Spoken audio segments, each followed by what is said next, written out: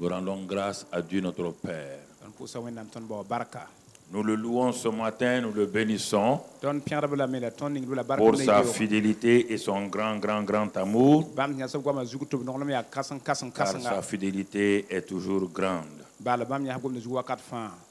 Alors ce matin, nous sommes en train d'avancer, nous avançons pas à pas vers la fin de l'année et le début de la nouvelle année 2016. Et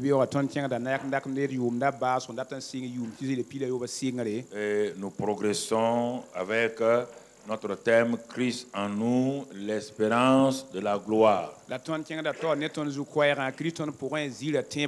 Et nous réalisons que lorsque nous comprenons ce thème-là, tout est centré, tout ce que Dieu voulait, tout tourne autour de Christ. Dieu n'a pas amené le christianisme pour satisfaire aux besoins des hommes, non. Parce que si vous réfléchissez à cela, si Adam n'était pas tombé, quel est le besoin d'Adam?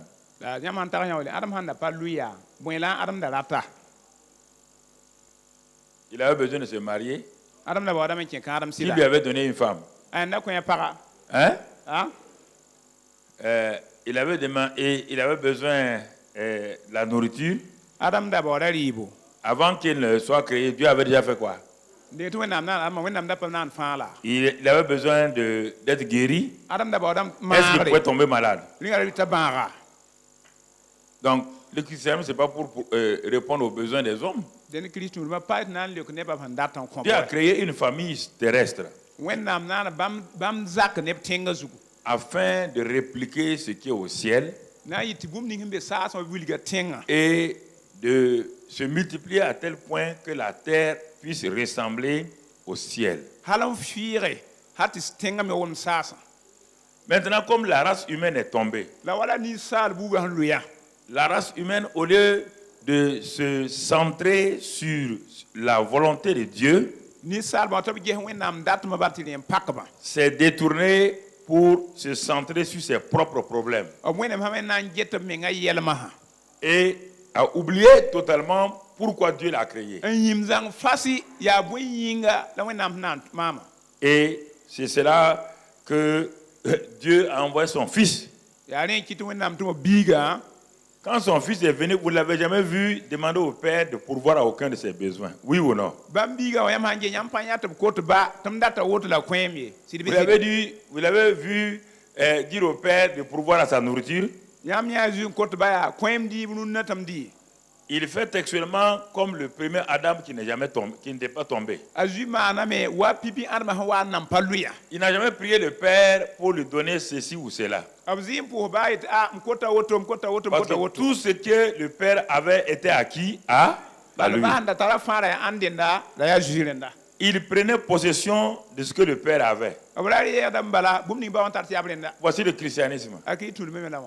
Tu prends possession de ce que le Père a pour faire sa volonté. Mais si toi tu es accentué et tu mets l'accent sur tes besoins, à quel moment tu vas faire la volonté de Dieu? Parce que Satan ne te laissera jamais être satisfait dans tes besoins, t'empêchant ainsi à faire la volonté de Dieu. Et 15 ans, 20 ans de christianisme, tu vas te rendre compte que tu n'as rien fait. Toi-même, tu es découragé. Pourquoi? Pendant 20 ans, tu n'as cherché seulement qu'à être, que Dieu te donne tel poste, il t'a donné. Que Dieu te donne tel argent, il t'a donné. Que Dieu te donne telle position, il t'a donné. Et tu as repoussé. Tu arrives à un âge où tu penses que maintenant tu es un retraité. Et tu vas entrer dans le ciel sans aucune récompense. Tu n'as jamais fait la volonté de Dieu. Tu vas te rendre compte que tous les besoins que tu as demandés là, auxquels Dieu a pourvu, restent sur la terre. Ces choses ne vont pas au ciel. Et les choses qui doivent affecter le ciel, tu n'as pas eu le temps de les faire. Alors, je te pose la question maintenant. Pourquoi avoir été chrétien? Pourquoi avoir été chrétien? Réfléchissons à cela un peu. Le premier Adam n'a jamais prié pour avoir quoi que ce soit. Dieu avait tout pourvu. C'est après la chute que l'homme est devenu, s'est tourné vers lui-même, ses besoins. Et a accusé les autres. Le second et dernier Adam n'a jamais demandé quelque chose pour lui-même. Il était là pour le Père et pour accomplir la volonté du Père dans les autres. Et ce second et dernier Adam a mis en place une famille divine que nous sommes. Pour faire quoi? Textuellement, ce que lui a fait et ce que Adam a fait avant sa chute. Non. Nous laissons tout ça. On est préoccupé de ce qu'on va boire, de ce qu'on va manger, alors que notre Adam nous a dit, notre vrai Adam, pas le Adam qui a chuté, le Adam nous a dit, pourquoi vous inquiétez-vous de ce que vous mangerez, de ce que vous boirez? Ce sont les païens qui cherchent ça. Votre Père sait que vous en avez besoin. Votre Père sait que vous en avez besoin. Cherchez premièrement le royaume de Dieu et sa justice. Et toutes ces choses-là vous seront données par-dessus tout. Voici le christianisme. Chaque fois que ça se manquait, nous souffrons. Parce que quand tu es centré sur toi-même, tu vas accuser quelqu'un d'autre de ne pas t'aimer et de ne pas satisfaire tes besoins. Les femmes vont dire, mon mari là, il ne satisfait pas mes besoins. Les maris vont dire, la femme ne satisfait pas mon besoin. Les parents vont accuser les enfants vont accuser les parents. Et les patrons accusent les travailleurs accusent. C'est pourquoi il y a des syndicats, c'est pourquoi il y a l'association des patrons, il y a les syndicats. Ouais, là, tout ça, c'est parce que chacun veut son besoin être satisfait. On s'en fout. Si le patron là n'a qu'à tomber en ruine, il n'a qu'à nous donner l'argent qu'on veut, un point, un tout. C'est ça le syndicat. Il y a syndicat des femmes, syndicat des maris, syndicat des enfants, syndicat des patrons. Il y a syndicat partout. Réfléchissez. Si ce que je vous dis là, s'il y a sur la terre là quelqu'un qui peut contredire ça, moi j'abandonne l'église et je m'en vais. Le christianisme, ce n'est pas ce que nous faisons. Dieu n'a pas créé quelqu'un pour ça. Comment un Dieu si intelligent va créer des hommes avec trop de besoins? Il ne va pas son temps à pourvoir ses besoins là. Il n'a pas de but pour nous. Même nous avons des buts. Nous créons une entreprise pour un but. Nous faisons des choses pour un but. Et ce grand Dieu là va créer des hommes sur la terre sans but, passant son temps à satisfaire leurs besoins ici, à éteindre leur feu ici, à courir là. C'est Dieu là, le Dieu qui est au ciel là, qui a tout créé là. C'est ça.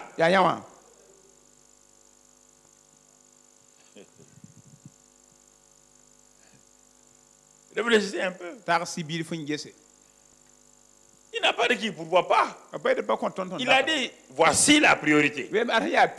Moi, je vous ai créé pour un but. J'ai amené un royaume qu'on appelle le royaume des cieux sur la terre. Cherchez ce royaume-là. Faites la promotion du royaume.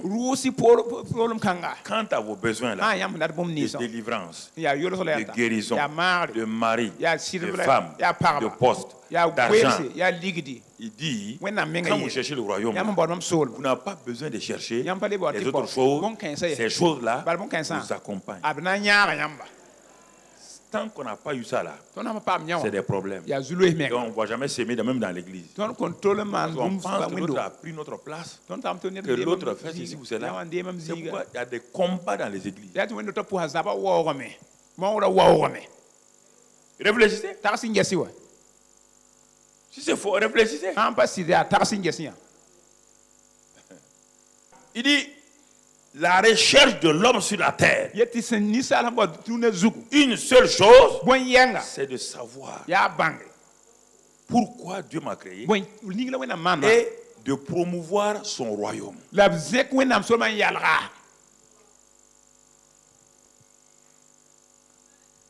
Il dit de même que vos ambassadeurs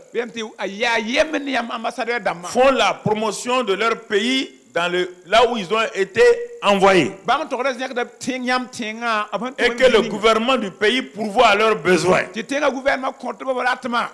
Alors, si des gouvernements faibles, imparfaits, envoient un ambassadeur pour faire la promotion de leur république, et que le gouvernement prend toutes les mesures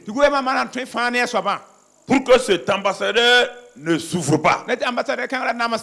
Il fait tout pour qu'on lui donne même une immunité qu'on ne peut pas l'arrêter. Même la police ne peut pas l'arrêter. La maison où il habite, la police du pays ne peut pas rentrer.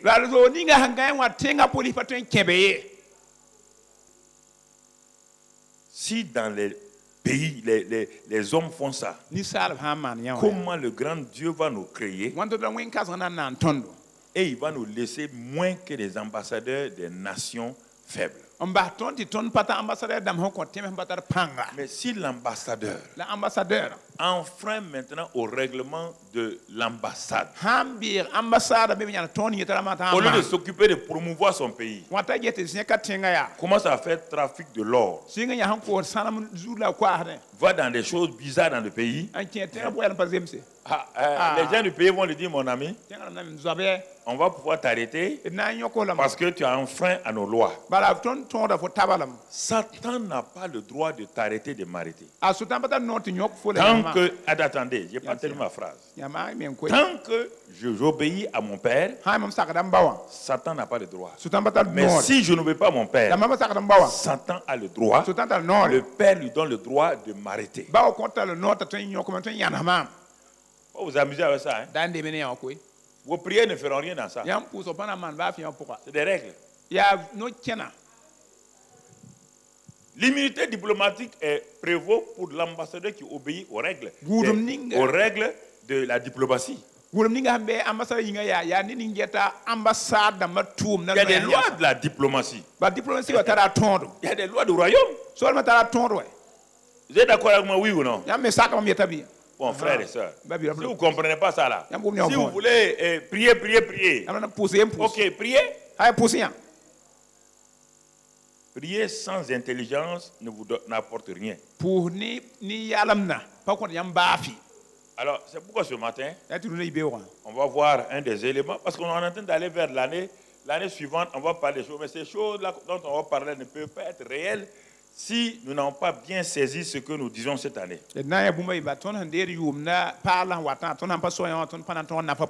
Alors, on va voir simplement.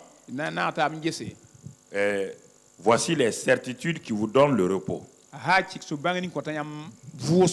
C'est notre thème ce matin. Voici les certitudes qui vous donnent le repos.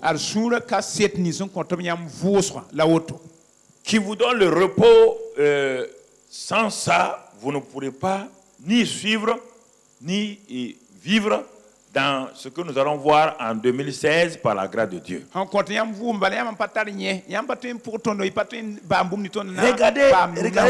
le psaume 23. On ne va pas le lire simplement. Le psaume 23, on doit le connaître par cœur.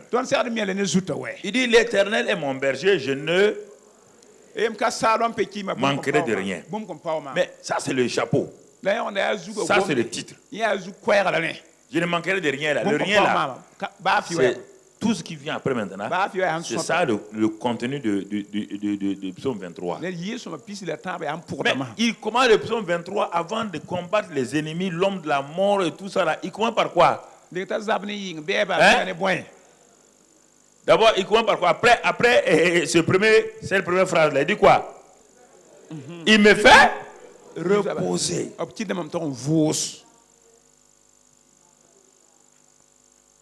Dieu ne fait pas travailler les gens. Dieu commence les gens par le repos. Quand Adam a été créé, son premier jour a correspondu à quoi? Au repos de qui? Dieu l'avait travaillé le premier jour. Son premier jour correspondait au repos de Dieu. Donc, il s'est reposé en même temps que il n'a rien commencé. Dieu de repos, toi petit. On va parler d'abord. Parce que tu as été créé là. Tu ne sais pas pourquoi tu as été créé. Aucun d'entre nous ne sait pourquoi il a été créé. Vous ne vous posez pas la question pourquoi je suis sur la terre. Vous dites, je suis burkinabé, je suis congolais. Non. Ça n'est pas dans la... Quand Dieu crée, il n'y a pas de Congo, il n'y a pas d'États-Unis, il n'y a pas de France. Dieu a créé des hommes pour un but. Tu n'as jamais demandé à Dieu pourquoi Dieu t'a créé. Tu dis, je vais être ingénieur.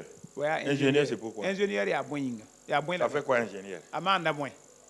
Il y en a plein d'ingénieurs en ville. Ils ne servent à rien. Quand dans leur bureau seulement, ils sont ingénieurs. Quand ils quittent là-bas, ils sont ingénieurs. Il n'y a rien d'ingénieur. Non, mais tu dis la vérité. Tu as été créé pour quoi? Je suis banquier. Non, tu n'as pas été créé pour être banquier. Tu n'as pas été créé pour être président. C'est les hommes qui t'ont élu pour être président. Tu n'as pas été créé pour être président. Non, mon ami. Le problème, c'est que on entend des cris terribles dans le monde. Partout, il y a des cris.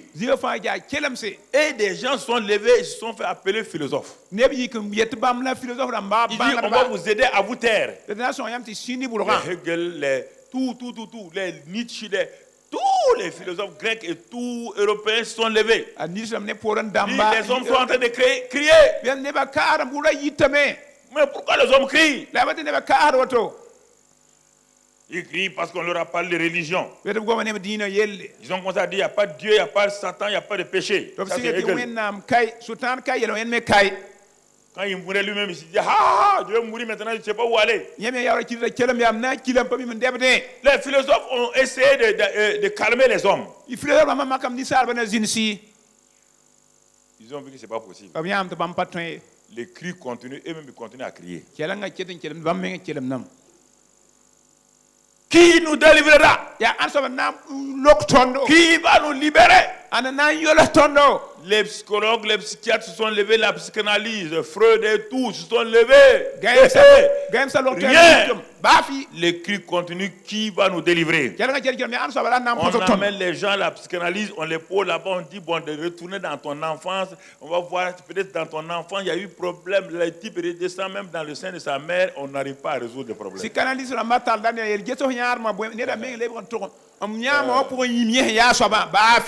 Mais oui, c'est pourquoi je n'ai jamais eu mon frère, ma soeur, je n'ai jamais eu de bonnes notes en philo. Vous comprenez rien là. Ça vous enseigne des choses. Je dis, mais voilà, on dit qu'est-ce que la vérité? Qu'est-ce que la vérité en terminale? Qu'est-ce que la vérité? Mais dit, la vérité c'est ça. Le professeur a dit c'est zéro. La vérité c'est l'absence de mensonge. Il me dit, mais en philo on ne raisonne pas comme ça. Il faut aller tourner comme ça. Pourquoi je vais aller tourner comme ça pour venir là? Pourquoi tu veux que je fasse 6 pages de quelque chose qui n'est pas réel pour moi?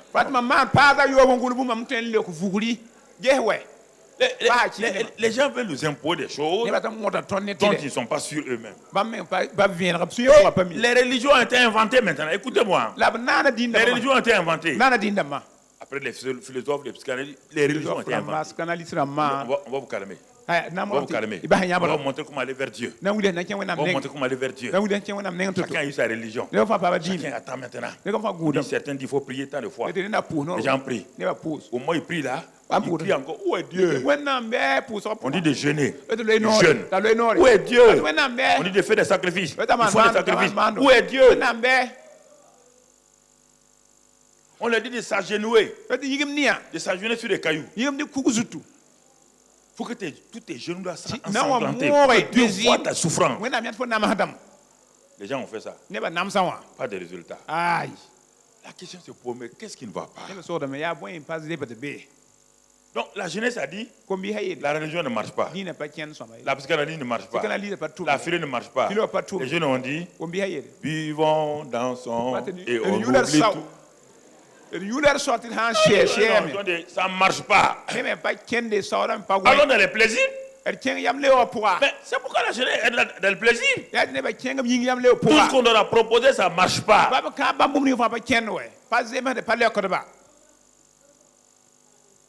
Certains disent c'est la richesse. Ils ont eu de l'argent. L'argent était là. L'argent leur a permis d'acheter des lits en or, mais sans sommeil. L'argent leur a permis d'acheter des produits de beauté pour leur femme. La femme n'était pas belle. L'argent leur a permis d'acheter des livres pour les enfants. Comme l'enfant n'est pas intelligent, le livre ne donne pas l'intelligence.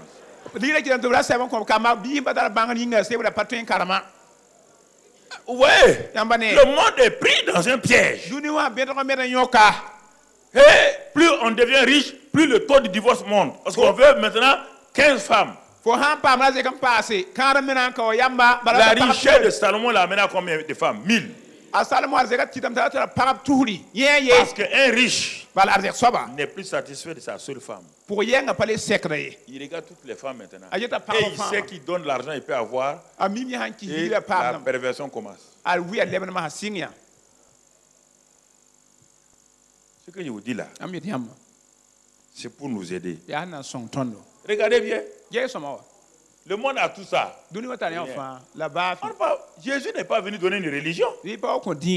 Là, quand il est venu, il y avait déjà la religion la plus parfaite. Il est venu trouver la religion la plus parfaite donnée à Moïse. Mais pourquoi les disciples de Moïse couraient derrière ce jeune homme-là? Pourquoi les pharisiens même allaient l'écouter? Pourquoi? Qu'est-ce qu'il avait? Pourquoi la foule, les croyants, les disciples de Moïse disaient, mais cet homme-là, jamais un homme n'a parlé comme lui là. Mais ses paroles sont extraordinaires. Mais pourtant, ce qu'il disait, c'était des paroles simples. Mais pourquoi? Parce que ces paroles étaient remplies non seulement de puissance, de sagesse, et qui résolvait, qui apportait la paix dans le cœur des gens. Alors, frères et sœurs, quand on regarde ça, pourquoi ces gens avaient le repos? Pourquoi aucune religion n'a jamais, ni un fondateur de religion n'a jamais dit, venez à moi, vous tous qui êtes fatigués, et je vous donnerai le repos. Pourquoi personne n'a dit ça? Faites le tour de toutes les religions, personne ne vous dira de venir à lui sur la terre, là, pas après sa mort. Pas tous les autres, c'est après la mort. Mais lui, il dit, venez à moi, vous tous qui êtes fatigués et chargés, je vous donnerai le repos. Et vous trouverez le repos pour vos âmes. Alors, ça veut dire qu'il est venu. Il est venu de la part de Dieu. Il est venu pour nous aider, frères et sœurs. Et c'est pourquoi. Pourquoi? Depuis la chute d'Adam, il y a quelque chose qui est venu dans le monde qu'on appelle le péché. Et ce péché a commencé à créer des problèmes aux hommes. Ésaïe 59 nous dit, verset 2, il nous parle de ce péché-là. Il dit, ce sont vos crimes qui mettent une séparation entre vous et votre Dieu. Les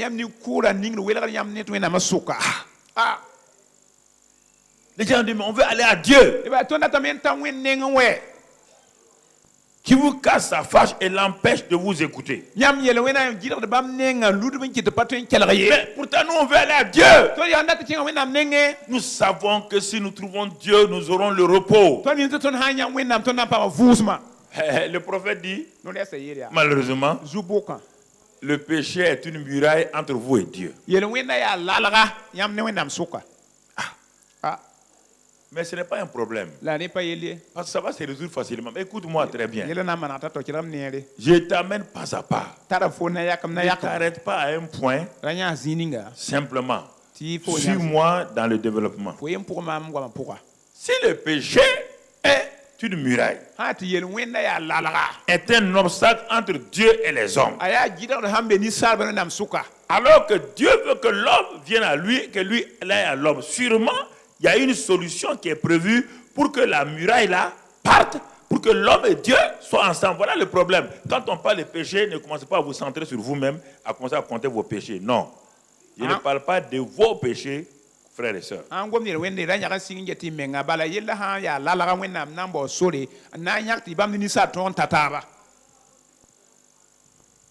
Alors, puisque ce sont nos péchés qui sont la muraille, alors, y a-t-il une solution qui peut m'amener à être en contact avec ce Dieu que je cherche de tout mon cœur? Alors, le même prophète, il nous donne une voie d'espérance dans Ésaïe 43. Et Ésaïe 43, verset 25. Il dit, c'est Dieu qui parle maintenant. C'est moi qui efface tes transgressions pour l'amour de moi. Et je ne me souviendrai plus de tes péchés. Verset 26. Réveille ma mémoire. Plaidons ensemble. Parle toi-même pour te justifier. Il y a une lueur d'espoir. Donc, cette fameuse muraille de péché, Dieu me tend la main et dit non. Moi, j'ai prévu une solution. Et c'est une solution souveraine qui vient de moi. C'est moi qui efface tes transgressions. Je le fais pour l'amour pour moi-même et non pas pour toi d'abord. Mais je dis à toi et à moi de parler, de plaider. Quand je vais te montrer la solution là, il faut que tu ouvres ta bouche pour plaider ta propre cause. Et c'est pourquoi dans le prophète Michée, il dit, Michée présente ce Dieu-là, il dit c'est le Dieu qui pardonne et qui oublie nos iniquités. On ne va pas le lire simplement. Matthieu 7 et Michée 7, 18. Donc Dieu dit que lui il efface les transgressions, qu'il pardonne, qu'il oublie. Mais quel est le moyen par lequel un Dieu si grand, si puissant, peut-il oublier, pardonner et oublier? Il a sa propre solution qu'il va nous donner. Toi, tu n'oublies pas les péchés des gens. Comment le grand Dieu, lui, il dit, il pardonne, il efface, il oublie. Il a sa propre solution. Ne cherche pas, ne pense pas d'abord. Celui qui a parlé là, retourne à lui. Je vais vous parler pour vous libérer totalement. Retourne à celui qui te dit que non seulement lui pardonne, il efface, il ôte, il oublie et jette tes péchés dans la mer d'oubli de Dieu. Donc en ce moment-là, il y a de l'espoir, oui ou non? Est-ce que tu as peur encore? Maintenant, tu attends quoi qu'il te montre le chemin, oui ou non? Puisqu'il te dit, non. Écoutez frère, pourquoi tu vas avoir peur? Pourquoi? À moins que tu ne veuilles pas. C'est la seule chose. Ah bon? Toi, le grand Dieu là, on a dit que tu ne pardonnes pas. On nous a montré que tu coupes les bras des gens. Que tu coupes la langue des menteurs. Et toi, tu me dis que non, toi tu n'es pas ce Dieu-là. Toi tu es un Dieu qui aime, qui pardonne, qui efface, qui oublie. Mais par quel moyen tu vas faire? Il dit attends-moi. Attends-moi. Alors, qu'est-ce qu'il va faire? Il nous dit ma solution, ce ne sont pas des techniques. Ma solution est une personne. Et c'est cette personne qui a la solution grand S de Dieu pour tout. Ce n'est pas la prière. Ce n'est pas le jeûne. Ce ne sont pas les sacrifices. Ma solution, c'est une personne. Et tant que nous ne sommes pas sur cette personne-là, on a des problèmes. Nous aimons les techniques plus que la personne, la solution personne de Dieu. Parce que les techniques de la prière, autres là, nous plaisent mieux, nous mettent bien à l'aise que d'accepter la solution Christ incontournable de Dieu là. C'est difficile pour nous d'accepter Christ. Mais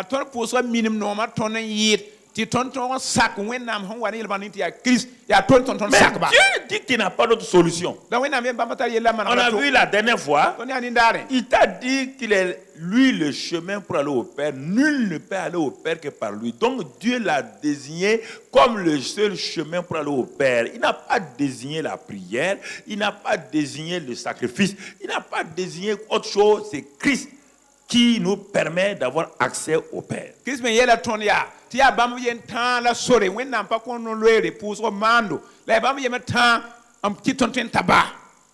Alors, qu'est-ce qu'il dit? Ésaïe 53, le même prophète encore. C'est le prophète qu'on dit le prophète du 5e évangile.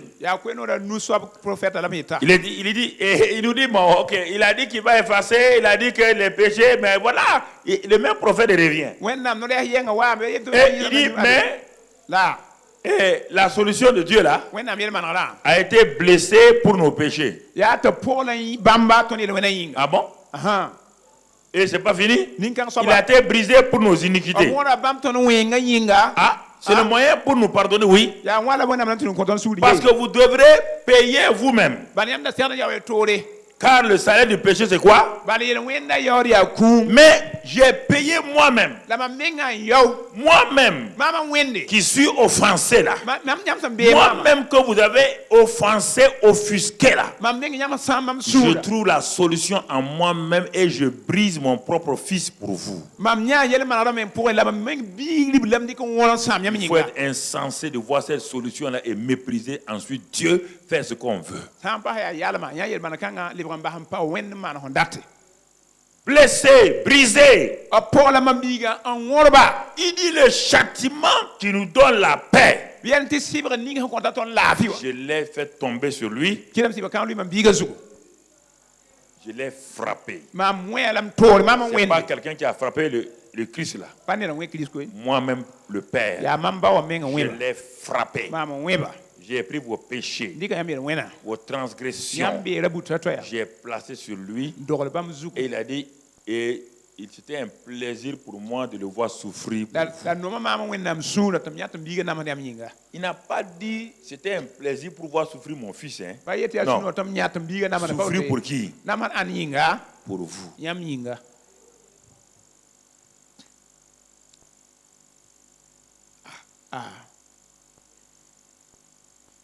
Alors, frères et sœurs, le verset 6. 6. Nous étions tous errants comme des brebis. Chacun suivait sa propre voie. Et là, l'Éternel a fait, vous entendez, l'Éternel a fait retomber sur lui l'iniquité de nous tous.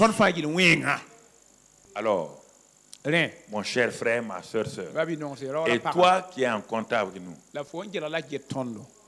comment tu peux entendre de telles paroles et rester encore pour faire des efforts pour te pardonner alors qu'on te dit qu'il a tout fait, il a fait tomber Alors, tu dois faire quoi? Mais pour l'intérêt, tu dois. Qu'est-ce que Dieu attend de toi? Qu'est-ce qu'il attend de nous? Et il continue. Il va nous montrer un autre terme qui va apparaître. Il a fait tout ça là. Il va nous dire pourquoi il a fait ça. Et maintenant, ce n'est plus Ésaïe. C'est l'ennemi numéro 1 de Jésus qui va nous révéler pourquoi Dieu a fait tout cela par la révélation. Romains 4, 25. Romains 4, 25, il dit lequel Jésus a été livré pour nos offenses et est ressuscité pour notre justification. Nous n'avons rien fait. Dieu a tout fait. Rien. Rien. Absolument rien. Pour la rémission de nos péchés, le Père a frappé. Pour notre justification, le Père l'a ressuscité. Dès le moment où Jésus a été ressuscité, tous les hommes sans exception sont justifiés. Vous ne comprenez pas la justification, c'est pourquoi votre cri est faible. La justification, mon frère, ma soeur, je vais te le montrer et c'est ça tout le secret. Tout le secret de la vie chrétienne repose sur ce terme, la justification. Et c'est le fait que Jésus-Christ est justifié, est ressuscité. Nous sommes justifiés. Mais cette justification n'est pas une expérience. C'est un don de la nature de Dieu à un pécheur qui passe de fils de Satan à fils de Dieu. C'est la puissance de la justification comme ça. Ce n'est pas un terme juridique du tribunal, on dit que tu es justifié. Non, c'est plus que ça. La justification prend un fils de Satan, toi et moi, né fils de Satan, sans espoir, condamné pour aller en enfer. Mais par la mort de Christ, par son ensevelissement et sa résurrection, quand tu crois à ça, le même Dieu te prend et te fait passer de la domination de Satan. Il change ta nature, il met en toi sa propre nature et tu deviens un enfant de Dieu.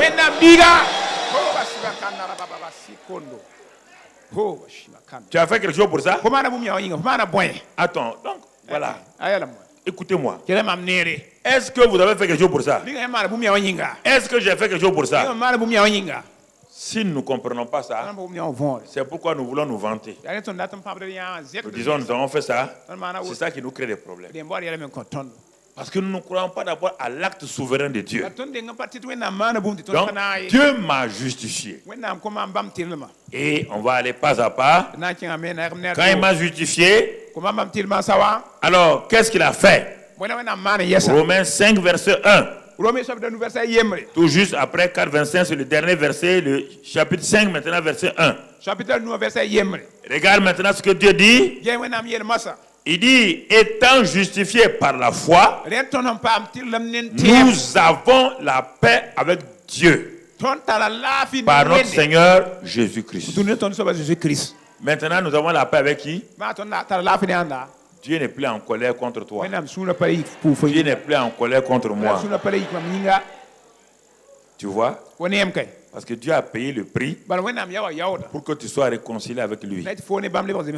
Il n'est pas bête. Il ne va pas donner son fils et être réconcilié avec toi. Te faire passer de enfant de Satan à enfant de Dieu et à continuer à te dire je vais te tuer.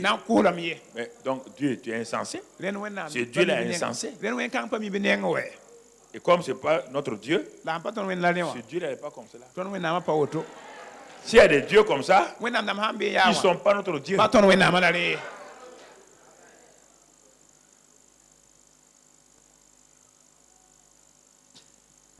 Oubliez vos besoins.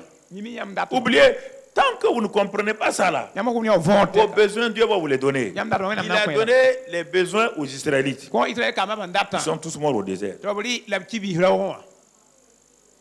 Lazare a été ressuscité. Il n'est pas mort. Hein? Lazare qu'on a ressuscité là, il n'est pas mort après. Tu as entendu que Lazare est parti directement au ciel? Est-ce qu'on a parlé de lui encore? Tu peux avoir un grand miracle et on ne parle plus de toi. Tu peux avoir un grand miracle. On ne va plus parler de toi. Est-ce que tu as vu Lazare suivre Jésus? Normalement, il devait être les 120 là, Lazare est parmi eux. Le jour de la Pentecôte, Lazare est parmi eux. Donc faites attention quand on pourvoit vos besoins. Parce qu'après, vous cherchez, on ne vous trouve pas. Vous cherchez, on ne vous trouve pas. C'est la compréhension de qui il est. Qui il est? Qui? Quelle est ta relation avec lui? Le monsieur s'arrête et dit que nul ne peut aller au Père que par lui. Moi, je vais quitter cet homme-là. Il me dit que nul ne... Mon ami, vous n'avez pas compris. Hein? Vous êtes en pleine forêt. En pleine forêt, vous êtes perdu totalement. Vous ne savez pas où aller. Voici un homme qui apparaît et qui vous dit: je suis le chemin, votre chemin, pour aller à la vie. Vous allez le mépriser. Hein? Vous allez faire quoi? Le suivre seulement? Quand il va à droite, tu dis: hey, tu fais quoi? Si vous voulez la vie, là, vous allez faire quoi? Vous allez l'attraper? Oui ou non? Parce que c'est lui qui est votre chemin. Il ne vous montre pas le chemin.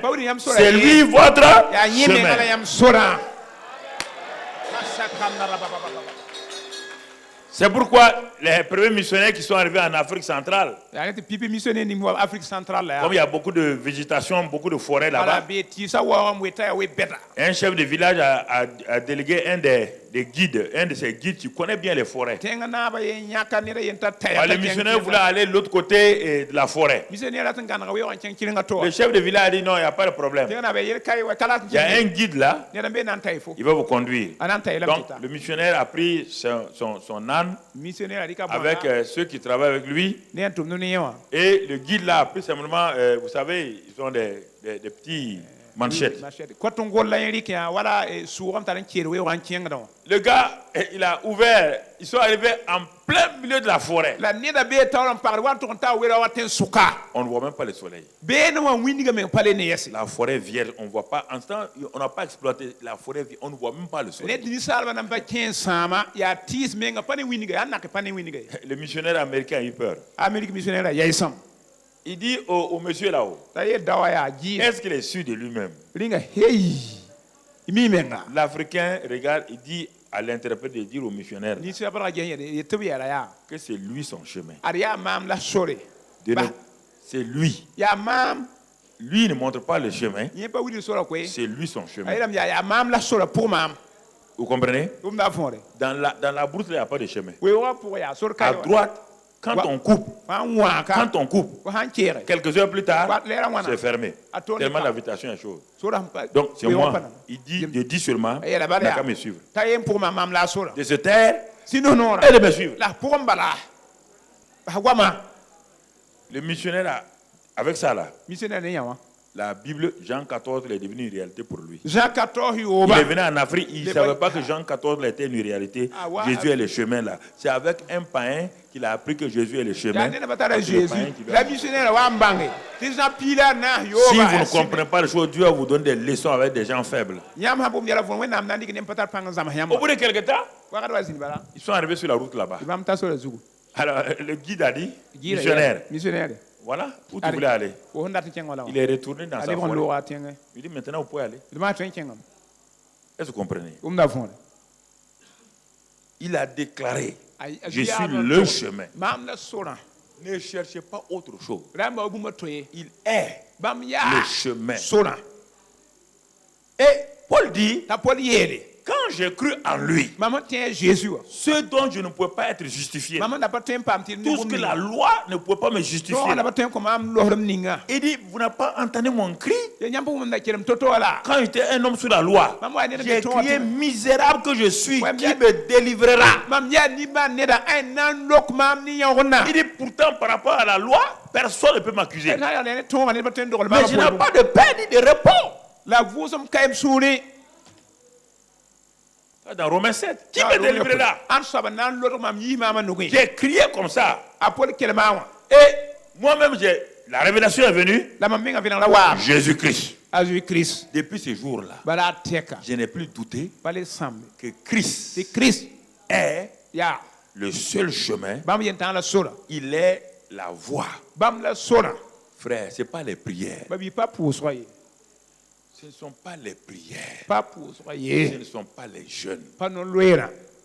Je préfère aller un peu à l'exagération pour que vous compreniez quand on va revenir sur la prière là que vous comprenez. Parce que si vous pensez que vous mélangez un peu de Christ, un peu de prière, un peu de jeûne, alors en ce moment-là, vous allez vous trouver avec la bouillabaisse marseillaise.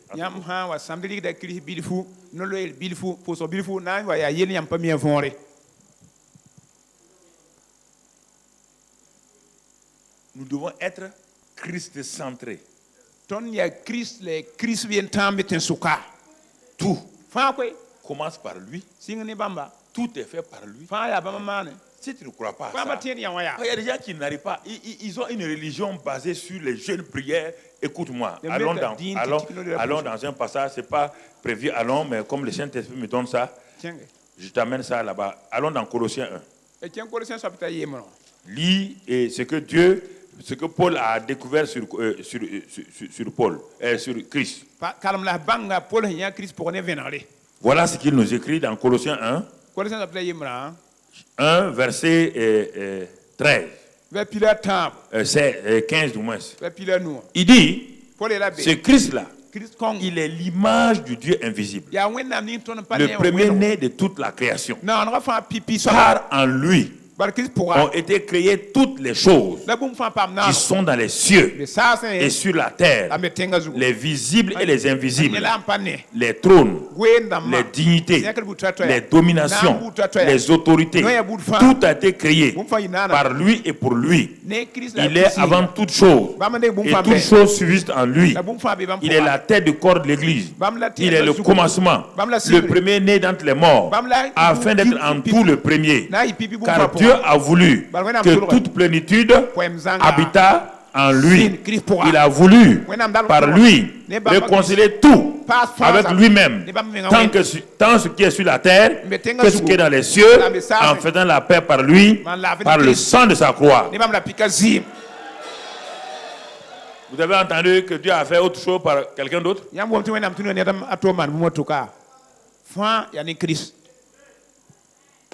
Vous avez entendu? Regardez-le. Vous le laissez lui, vous cherchez quelqu'un d'autre. Vous allez vous en sortir comment?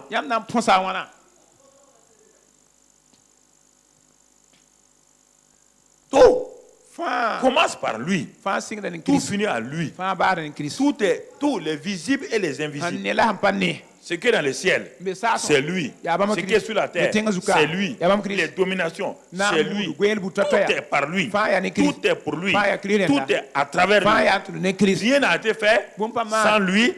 Et tout a été fait par lui et pour lui.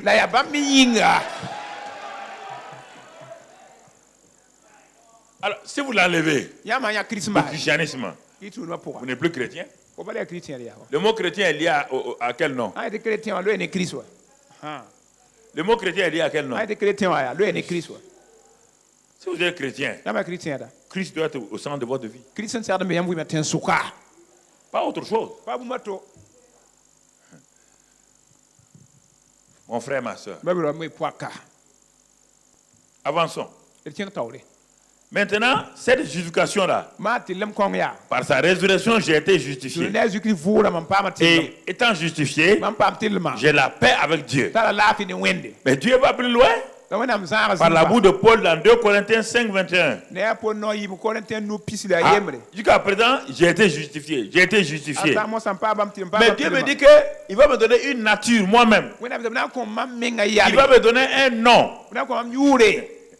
Il va me donner un nom, une caractéristique, et c'est dans 2 Corinthiens 5, 21.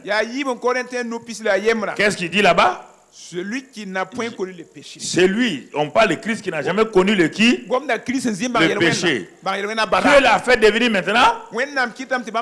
Dieu n'a pas seulement mis nos péchés sur lui. Ça c'est pluriel, nos péchés sur lui.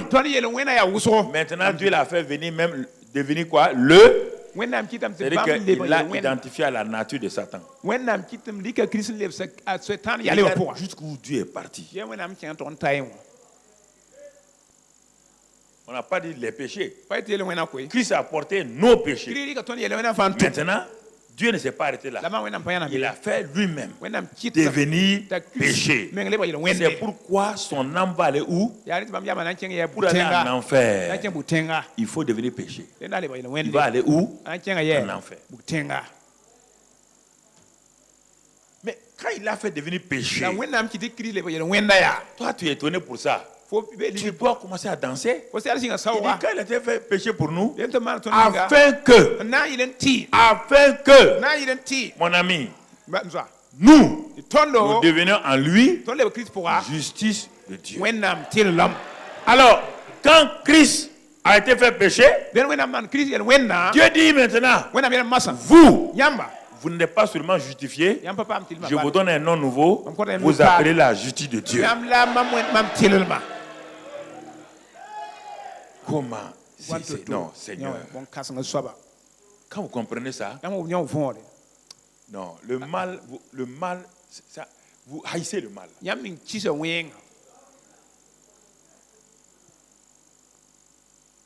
Vous devenez justice de Dieu.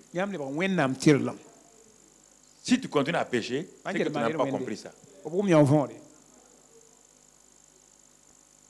Afin que nous devenions justice de Dieu en lui.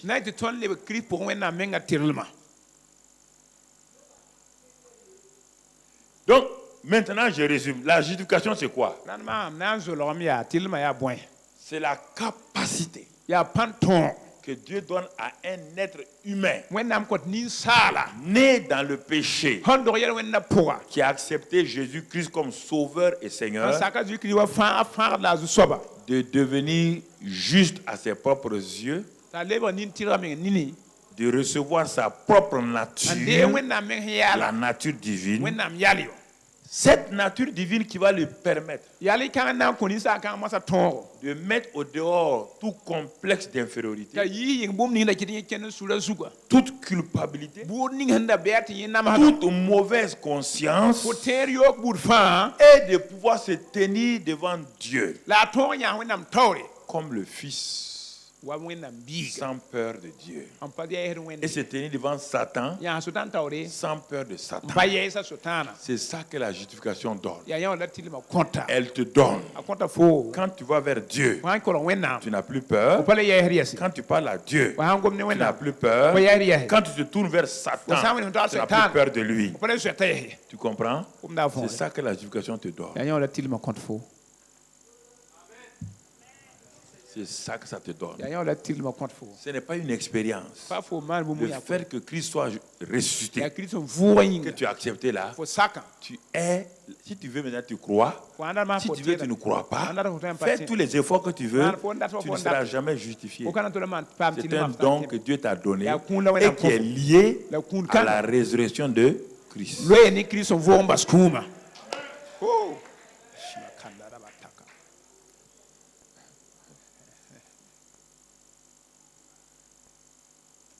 Qui est lié là, c'est ça.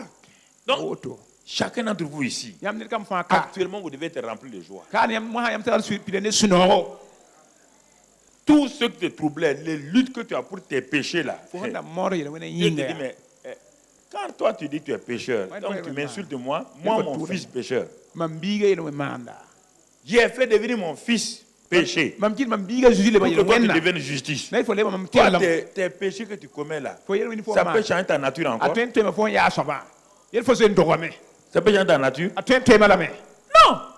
Ça ne change pas ta nature.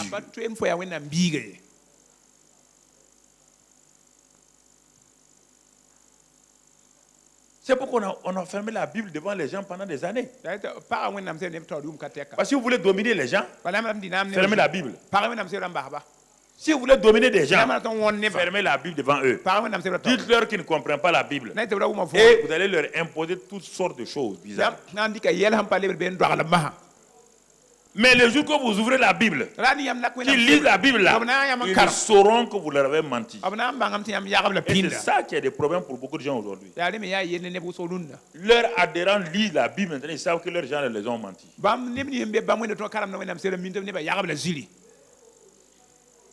Mais oui.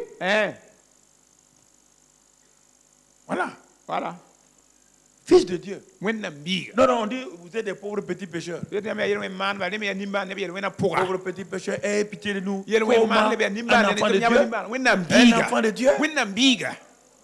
Un prince.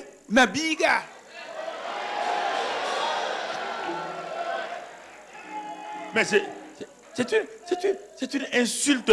C'est une insulte, même au chef du village, d'appeler son fils misérable. Même le chef du village, là, appeler son fils misérable, là, il va te dire, écoute-moi, je suis le chef du village. Mon fils est un prince. Il n'est pas n'importe qui. Comment voulez-vous, à moins que vous ne soyez pas né de nouveau? Si vous êtes né de nouveau, vous êtes un prince.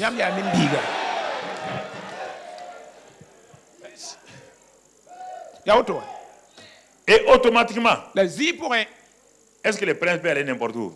Le prince se garde lui-même. Oui ou non? Ah oui. Est-ce qu'il va n'importe où? Il ne va pas n'importe où. Il garde sa dignité. Si tu sais que tu es la justice de Dieu, tu ne vas pas aller n'importe où. Tu ne feras pas n'importe quoi à cause de ton papa.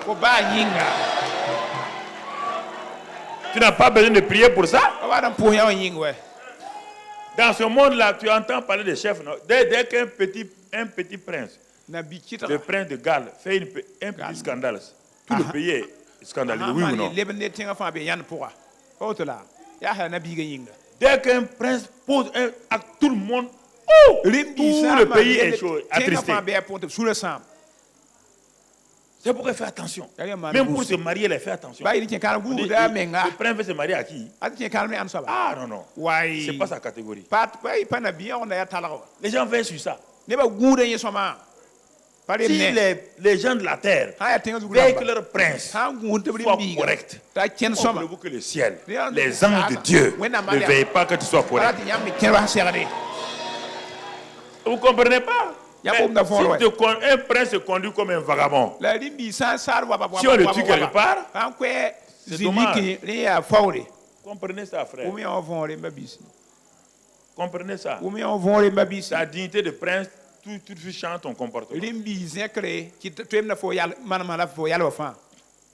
Change ton comportement. Les choses anciennes sont, toutes choses sont devenues.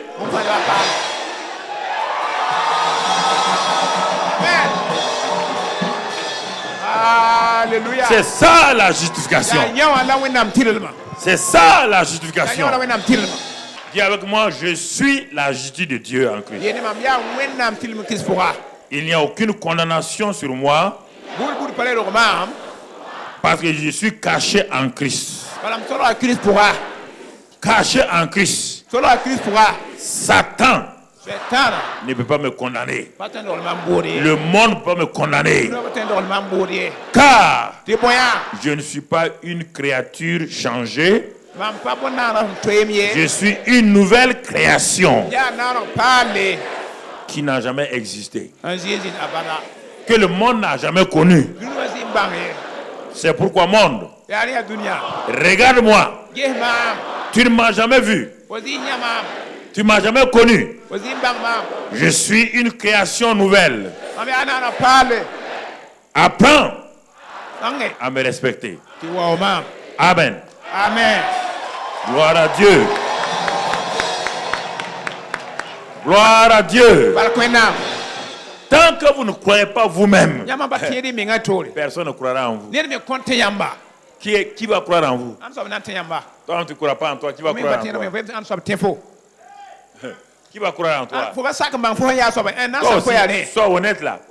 Tu ne crois pas en toi. Qui va croire en toi? Personne. Hein? Voilà, donc c'est important, frère, que nous comprenions ces vérités-là. Et maintenant que je suis la justice de Dieu et que il n'y a plus de condamnation. Maintenant, la nouvelle création, il lui arrive de pécher. Tu comprends? Un homme n'aboie pas. Mais il peut apprendre à aboyer. Oui ou non? Quand il aboie, tu vas croire que c'est un chien. Mais sa nature, c'est de ne pas aboyer. Sa nature, c'est de faire quoi? Parler. Voilà. La nouvelle création, sa nature n'est pas pécheur. Mais il lui arrive de pécher. Le même Dieu a prévu une porte de sortie. Vous n'utilisez pas ce que Dieu donne et vous vous laissez avoir. Le même Dieu là, qui sait que tant que tu es sur la terre là, l'atmosphère de la terre là, va t'oppresser, oui ou non? Et souvent va te faire tomber. C'est pourquoi il a dit que le juste va tomber combien de fois? Ah, et cette fois il fait quoi? Première vérité que tu dois avoir dans ta main. Le juste, le justifié tombe 7 fois, il se relève. Ça veut dire que le juste ne peut pas rester à terre dans le péché. Un. Deuxième chose, 1 Jean 1,9. 1 Jean 1,9. Qu'est-ce qu'il est dit par rapport au juste encore? 1 Jean 1,9. Il dit que si nous avons péché, si nous confessons nos péchés, Dieu est fidèle et juste pour nous pardonner et pour nous purifier de toute iniquité. Ça, c'est le juste. Il t'arrive de pécher. Dieu dit, si tu confesses, tu reconnais que ça là j'ai péché, je reconnais. Je n'ai pas besoin de mettre sur quelqu'un. C'est moi qui ai péché. Ce n'est pas ma femme qui m'a fait pécher. Ce n'est pas mon mari. Il y a des gens qui aiment accuser les gens. Personne ne peut amener quelqu'un à pécher. C'est à cause de mon père. Ton père ne peut pas te faire vivre dans le péché dans lequel tu es. Jamais. C'est toi-même qui as pris ta volonté de pécher comme tu veux. Quand un enfant vient vous dire comme ça, c'est à cause de mon père, il faut lui dire, mais quitte-la. Tu as 2 pieds, non? Quand tu peux pécher là, ton père te suit. Quand tu vas mentir, c'est la bouche de ton père qui ment. Hey, quitte-la. Va t'asseoir là-bas. Sois honnête et puis reviens à Dieu. C'est ça qu'il faut. C'est ça, frère. Si nous confessons nos péchés, il est fidèle et juste. Mais apprenons à confesser nos péchés honnêtement. Le problème, c'est que nous ne confessons pas nos péchés. C'est-à-dire, bon, vous savez, je suis tombé parce que bon, je voulais aller avec ma femme avant-hier. Bon, elle a résisté un peu. Ah bon? La femme t'a résisté avant-hier. Et c'est pourquoi toi tu fais ça le lendemain. Non. C'est la chair qui fait le péché. Mais pourquoi tu as volé les 5 000 francs? Quand même. Et ils ont l'argent. Moi, je n'ai pas l'argent. Tu n'as pas vu dans la Bible que si tu voles, si on te trouve, tu restitues. Le voleur, même dans la Bible, on ne le laisse pas partir. Il faut confesser. Le problème, c'est que les gens ne confessent pas. C'est pourquoi leur conscience est surchargée. Quand tu ne confesses pas un péché, David a dit dans le psaume 32, si je m'étais tué, qu'est-ce qui m'arrivait? Même mes os, quand tu pêches, tu te tais. Les os, tu vas commencer à avoir rhumatisme. On n'a pas d'aller confesser à quelqu'un d'abord. Assois-toi et reconnais. Tout seul là, reconnais. On ne parle pas confesser tous les péchés aux gens. Quand la Bible dans Jacques 5, confessez-vous les péchés les uns aux autres, on parle de quoi? On ne parle pas d'un confessionnal. J'ai offensé ma soeur. Je confesse nos péchés l'un à l'autre. Je l'ai offensé. C'est de ça qu'on parle. On n'a pas dit, je suis allé voler. Je viens dire à ma soeur, j'ai volé. Ah bon? Tu as volé? Faut zoom. Ah, faut zoomer. Ah, n'a pas mis. Donc, son argent qui est là, vous avez quoi? Ah, a dit que oui, si elle te voit venir chez elle, elle va dire, pareil, l'autre. elle dit à ses enfants, attention.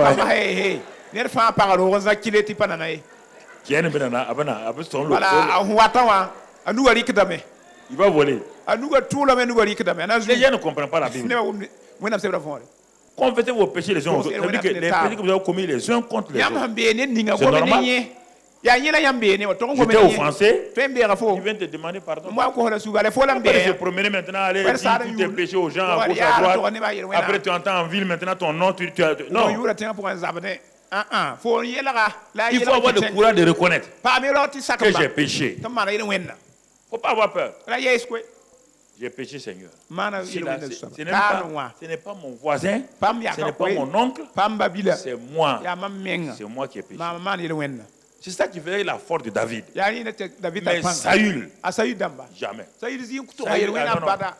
C'est les gens là, non, Dieu. C'est les gens là qui ont pris les brebis là. Sinon, moi, je n'ai rien fait.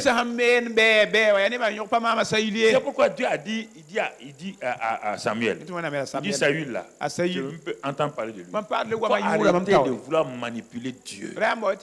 Quand vous péchez, ne mettez pas sur quelqu'un.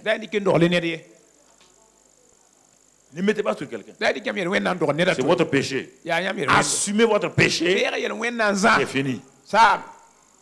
Assumez votre péché. Et à ce moment-là, il est fidèle et juste pour nous pardonner et pour nous purifier de toute iniquité. 1 Jean 2, là, ce qui suit 1 Jean 2 automatiquement.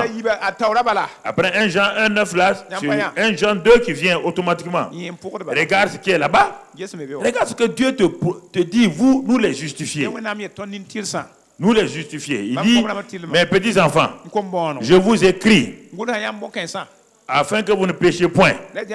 Et si quelqu'un a péché, nous avons un avocat auprès du Père, Jésus-Christ le juste. Nous avons en permanence un avocat. Il est lui-même, cet avocat est lui-même une victime quoi? Expiatoire pour nous. Non seulement pour les nôtres, mais aussi pour ceux du monde. Pourquoi vous ne vous basez pas sur ça là? Ça ne vous donne pas le droit de vivre dans le péché. Non.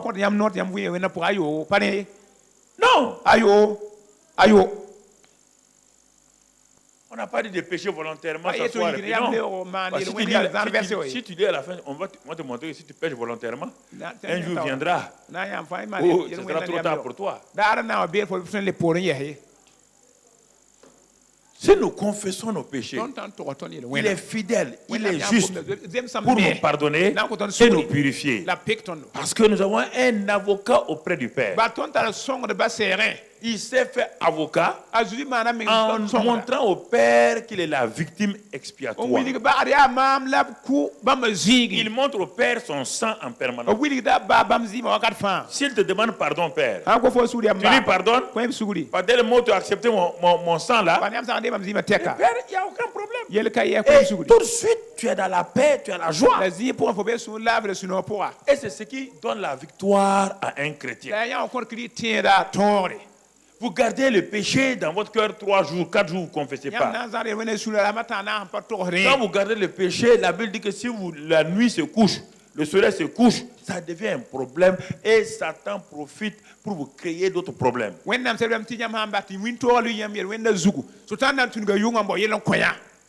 Et la mauvaise conscience vient. Alors mon frère, ma soeur, il faut accepter la justification. Et comme je l'ai dit ici, il y a la justification bon, c'est pas la Bible, il y a une seule justification. Mais il y a deux sortes de chrétiens qui croient, voilà comment ils croient. Il y a la justification de première classe et la justification de la classe économique. Première classe, la Écoute-moi ce que je vais te dire. Dans l'avion, si on prend, il y a deux grandes classes. La première classe et la classe économique. Tous ont accès à cet avion-là pour aller à Paris. Ils sont dans le même avion, le même pilote, le même copilote, donc le même avion. Mais quelle est la différence? Ceux qui sont en classe économique, ceux qui sont en première classe, dès qu'ils arrivent, l'hôtesse vient vous aide à mettre vos bagages. Demande si vous voulez qu'elle prenne soin de votre veste. Elle prend, elle va aller accrocher. Elle vous demande si ça va bien. Elle vient vous dire comment on utilise ça. Chaque fois que vous levez la main, oui monsieur, je veux ça, on amène. Je veux ça, on amène. Ça c'est la première classe. Classe économique. Quand tu rentres, l'hôtel dit, il faut regarder ici, mettez votre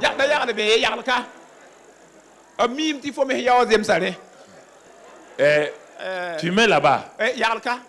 Et on vient te dire non, c'est pas votre place ici. Monsieur, votre place est derrière là-bas. On dirait que c'est pas le même avion. C'est le même avion. Mais comme tu es en classe économique, c'est comme ça. C'est pas fini. Maintenant, tu es en classe économique. Tu as ton ami qui est en première là. Tu regardes. Tu vois qu'on s'occupe de lui. Et toi, tu crois que tes hôtesses vont faire la même chose. Tu dis que, mais pourquoi là-bas on court pour lui? Il dit, mais parce qu'il est en quoi? En première. Bon, c'est pas fini. Pour que tu n'en vis pas là-bas, quand on va donner la nourriture, on tire le rideau.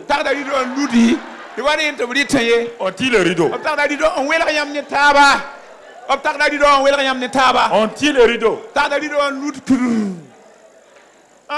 Tu comprends? Pour que tu ne sentes même pas l'odeur de leur nourriture. Maintenant, tu te lèves en pleine nuit. Tu es allé aux toilettes. Tu te dresses vers... Non.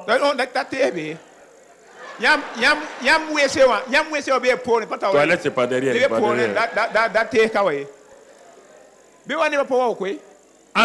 classe économique.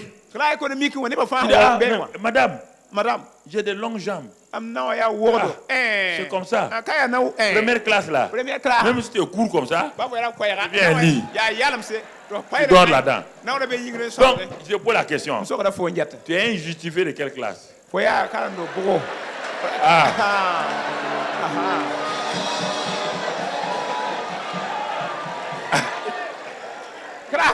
C'est toi qui as choisi, hein? Vous êtes justifié de quelle classe? Hey, cellule stagiaire, vous êtes justifié de quelle classe? Cellule amour, quelle classe? Voilà. Ouais. Il y a des chrétiens qui sont justifiés, mais ils ne sont jamais heureux.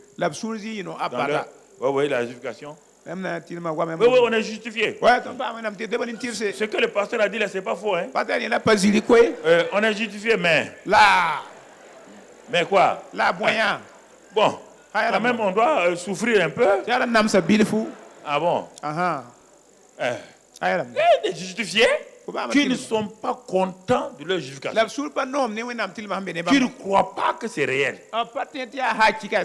Mais les hôtesses là, tu es parti les trouver là-bas, non? Parce que tu as choisi seconde classe. Elle te traite comme un second classe. Oui ou non? Dieu t'a payé la classe première par le sang de Jésus. Toi, tu refuses ça. Tu vis une vie de justifié seconde classe. Et il y a des justifiés de seconde classe même qui sont assis à côté du WC là. Derrière là. Tous ceux qui rentrent là-bas, l'odeur du WC là rentre en eux. Quand ils arrivent à Paris là, à Béfinkassa.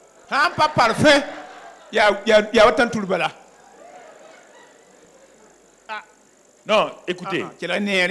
Ce que je vais vous dire là, pour entrer en 2016 là, si tu ne comprends pas ça, c'est un problème. Tu es justifié. Tu es amené dans sa famille. Dans sa famille personnelle. Dans sa famille personnelle. Regardez le frère aîné là. C'était un héritier de quelle classe? Seconde classe. Le père lui a dit tout ce que j'ai est à. Il dit mais c'est le veau gras là que moi je voulais. Dans la bergerie, il n'y a pas seulement un veau gras. Il y en a plein. Non. Ce que lui il a désiré, c'est ça. Il y a des chrétiens qui vivent comme ça. C'est difficile de les faire sortir. Ah, ce que le pasteur nous dit là, c'est trop beau pour être vrai. Non, quand même. Comme ça là. Dieu fait comme ça. Il y a 25 ans. Tu peux être chrétien 30 ans, 50 ans, vivre dans deuxième classe, seconde classe, hein? Train marchandise. Tu deviens comme marchandise. On te prend. Train marchandise. Ça, c'est le justifié de train marchandise. Écoute. C'est important que nous comprenions. Il faut accepter les faits. Ce n'est pas des promesses, c'est des faits. C'est des faits. Accepte ça, mon frère, c'est des faits. Développe cette mentalité-là. Ne te laisse pas culpabiliser. Ne te laisse pas culpabiliser. Alors, quand tu entres dans la justification, premier bénéfice, c'est que tes prières sont exaucées. Jacques 5, verset 16. Puisque quand tu te tiens devant papa, est-ce que tu es complexé? Non. Mais dans la famille, gardez le verset. Dans la famille, parmi les enfants là, quels sont les enfants qui ont le plus le comportement de justifié de première classe? Quels sont les enfants? C'est les grands là. C'est qui? Les petits. Oui ou non? Hein? Quand ils voient papa là, qu'est-ce qu'ils font? Quand il est assis là, qu'est-ce qu'ils font? Ils sautent aller faire quoi? S'assoient sur son pied. Ils attrapent son cou, oui ou non? Ça, c'est les vrais justifiés. Mais les autres là regardent le visage de papa.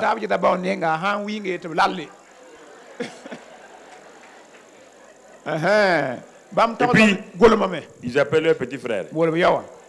Va dire à papa qu'on a pas lui, hein, on a besoin de 100 francs. Ils ne croient pas qu'ils sont fils. Ils ne croient pas à ça. C'est pourquoi la Bible dit ici, dans Jacques, il dit priez les uns pour les autres. Et la suite, il dit afin que la prière fervente du juste a une grande efficacité. La prière fervente du juste. Vous comprenez? Le juste, quand il va devant le Père, il ne discute pas. Il ne parle pas d'abord qu'il est le Dieu d'Abraham, d'Isaac et de Jacob. Et que lui, en tout cas, il est venu.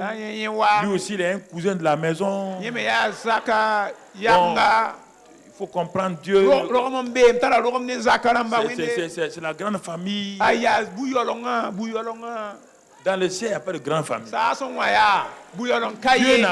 Dieu n'a pas de cousin ni de petit-fils. Dieu est père. Dieu n'est pas grand-père. Il n'est pas grand-père. Il est père. Acceptez ça. Vous êtes au même niveau. Le juste, s'il voit qu'il est culpabilisé, il confesse son péché. Au lieu de prier, confesse ton péché. Papa, ce que j'ai fait hier là, moi-même mon cœur est condamné. Papa dit, mais confesse. Quand tu confesses, tu as la paix. Et maintenant tu dis à papa, bon, ok, tu as promis ça, tu as dit ça, voilà. Papa, j'ai besoin de ça. Et c'est fini. Et tu apprends à avoir confiance en lui. Tu apprends à avoir confiance en lui. Pas des petites choses. Tu apprends à avoir confiance en lui. Ça, c'est la prière du juste. La prière du juste. Mais le juste règne dans cette vie-là par l'abondance de la grâce et le don de la justice. Romains 5, 17. Il vit, il règne dans cette vie-là. Toujours par l'abondance de la grâce et le don de la justice. Le don de la justice. Il règne. Parce qu'on ne peut pas le culpabiliser puisque Satan ne peut pas le condamner. Regardez, on va voir quelques éléments. Nombre 23. Nombre 23. Regardons Nombre 23, verset 20.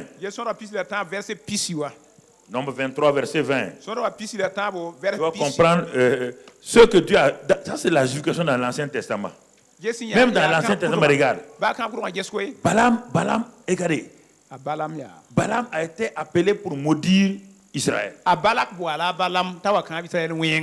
On va découvrir quelque chose, la justification même dans l'Ancien Testament. Par le sang des boucs et des taureaux. Regarde, si ça a fonctionné là-bas, à plus forte raison, nous avons le sang de Christ.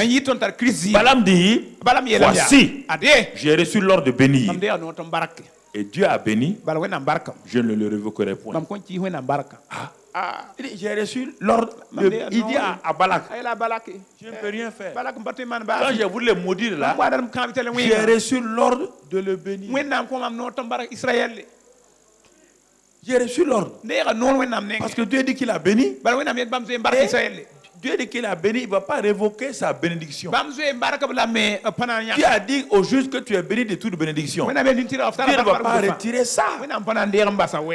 Hébreux 1, 3, et ça va ensemble. Mais, non, continue mon frère. Laisse le verset, tu vois, on progresse. Autre chose, Balaam dit à Balak, regardez bien. La justification dans l'Ancien Testament. Il dit, il n'aperçoit point d'iniquité en et il ne voit point d'injustice en lui. Alors, s'il ne voit point d'injustice, il voit quoi? Mais pourtant, quand les gens regardent, en Jacob, on voit des péchés, oui ou non? C'est pourquoi on a dit Jacob et Père on dit Israël. Il dit même en Jacob là, l'escroc là, tellement où Dieu a dit qu'il est pour lui là, on dit qu'on ne voit pas de quoi d'iniquité. Ça, c'est le point de vue de Dieu. Allons avec le point de vue de Dieu, non pas le point de vue des hommes. Voilà ce que Dieu voit. Mais Balak ne voit pas ça. Balaam ne croit pas à ça. Balaam dit ces gens-là ont des défauts. Ils ont des défauts. On va les accuser. Non? Dieu dit à Balaam, il y a point d'iniquité en Jacob, il y a point d'injustice en Israël. Est-ce qu'Israël était au courant que quelqu'un voulait les maudire? Ils étaient au courant? Il y a plein de gens qui veulent vous créer des problèmes. Ils le font. Est-ce que Dieu va les laisser? Vous croyez que, écoutez, vous croyez que ce sont vos prières là qui vous protègent? Est-ce qu'ils étaient en train de prier? Est-ce qu'ils savaient? Au contraire, ils étaient en train même de commettre des péchés, oui ou non? Oui ou non? Mais en ce temps, Dieu fait quoi? Vous ne connaissez pas Papa bon Dieu, c'est pourquoi ce n'est pas fini. On va lire un autre passage toujours. Verset 22 maintenant. 22. Dieu, c'est Balaam qui parle. Il dit, Dieu les a fait sortir d'Égypte. Il dit, mais Dieu les a fait sortir d'Égypte. Alors, si Dieu les a fait sortir de la main de Pharaon, c'est pour les laisser comme ça? Tout ce qui leur est arrivé là, c'est Dieu qui a fait ça. C'est eux-mêmes, ils n'ont pas cru à ce que Dieu a dit. Dieu les a fait sortir d'Égypte. Et Dieu est pour eux comme la vigueur du buffle. Dieu est pour eux comme la vigueur du buffle. Verset 23.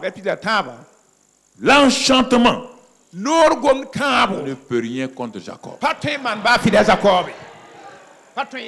Ni la divination contre.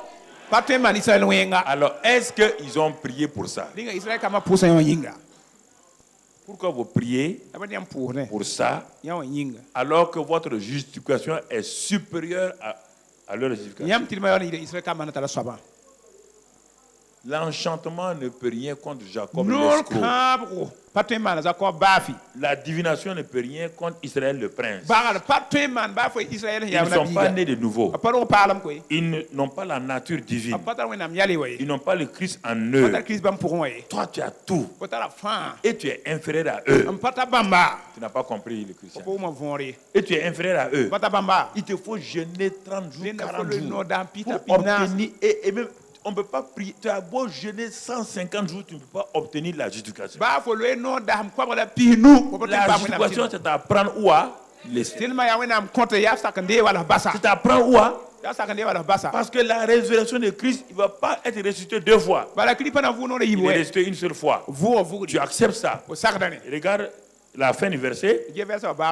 Il dit, oh, temps marqué, il sera dit à Jacob et à Israël, quelle est l'œuvre de Dieu. Alors quand tu es justifié, au temps convenable, Dieu va te dire, mon enfant, voilà les bonnes œuvres que j'ai préparées pour toi. Maintenant que tu as l'assurance, tu as le repos là, fais-les.